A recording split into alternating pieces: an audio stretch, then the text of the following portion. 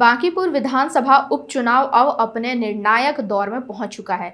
मतदान की तारीख जैसे जैसे करीब आ रही है, वैसे वैसे राजनीतिक दलों ने अपनी पूरी ताकत मैदान में झोंक दी है। बीजेपी, आरजेडी और जनसुराज तीनों दल लगातार जनसंपर्क, रोड शो और सभाओं के जरिए मतदाताओं को अपने पक्ष में करने की कोशिश कर रहे हैं।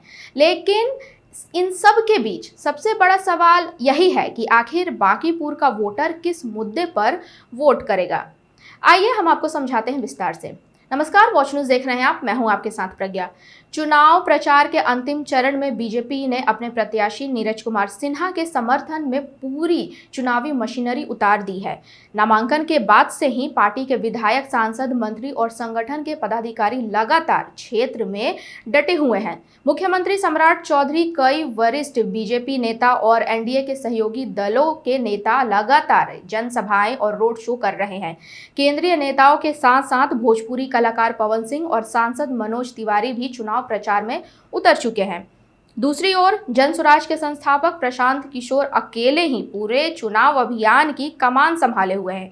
वे लगातार मोहल्ले में पैदल घूमकर चाय पर चर्चा और नुक्कड़ सभाओं के जरिए लोगों से सीधा संवाद कर रहे हैं। वहीं लंबे विदेश दौरे के बाद लौटे तेजस्वी यादव अब चुनाव प्रचार के अंतिम 2 दिनों में पूरी ताकत के साथ मैदान में उतर चुके हैं। वे महागठबंधन प्रत्याशी रेखा गुप्ता के समर्थन में रोड शो और जनसभाओं के जरिए मतदाताओं से समर्थन की अपील कर रहे हैं। तीनों दलों के चुनावी मुद्दे भी अलग अलग हैं। बीजेपी विकास कार्यों, मजबूत संगठन और प्रधानमंत्री नरेंद्र मोदी के नेतृत्व को अपनी सबसे बड़ी ताकत बता रही है। पार्टी का दावा है कि बांकीपुर में विकास की रफ्तार को जारी रखने के लिए जनता एक बार फिर बीजेपी को समर्थन देगी। वहीं जनसुराज शिक्षा, स्वास्थ्य, रोजगार और पलायन जैसे मुद्दों को लेकर खुद को बीजेपी और आरजेडी के विकल्प के रूप में पेश कर रही है। दूसरी तरफ आरजेडी महंगाई, बेरोजगारी और सामाजिक न्याय के मुद्दे उठाकर जनता का समर्थन जुटाने की कोशिश कर रही है।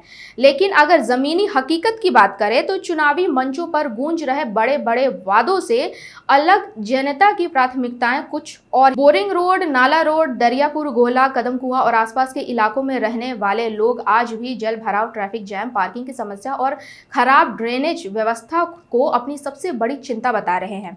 बारिश के दौरान कई इलाकों में पानी भर जाना, नालों की समय पर सफाई नहीं होना और रोजाना लगने वाले जाम लोगों की नाराजगी की वजह बना हुआ है।